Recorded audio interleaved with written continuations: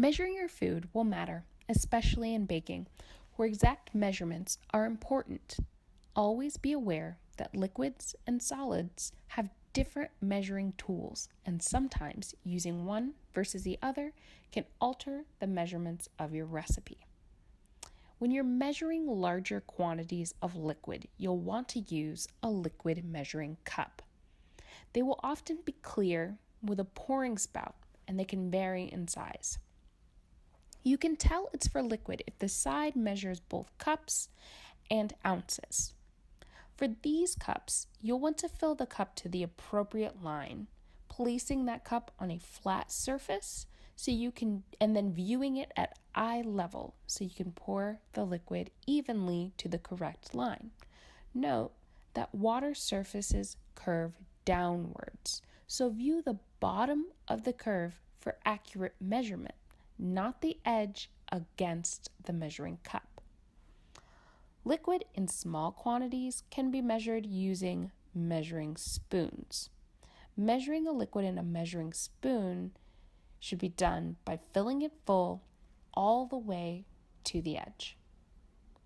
When you're measuring dry items in large quantities, you'll use dry measuring cups.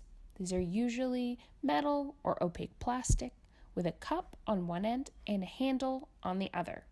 This makes it easier to scoop up things like flour or oatmeal in large quantities.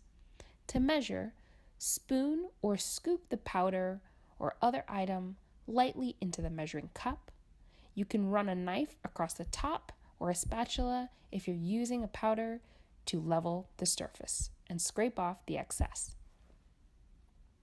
To measure small amounts of dry ingredients, use a spoon. The same measuring spoons that you use for liquid, you can also use for dry ingredients. Fill and level the amount with a straight edge or a spatula if that item is a powder like before.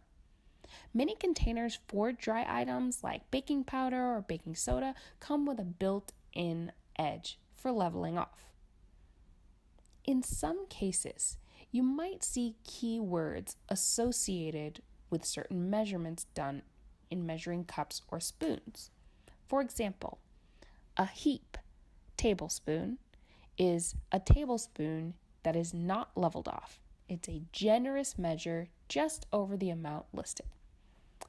If something is packed, like a half cup of packed brown sugar, press the ingredient into the cup so there's no space left for air. If they asked you for a level teaspoon, just remove the excess on the top like mentioned before.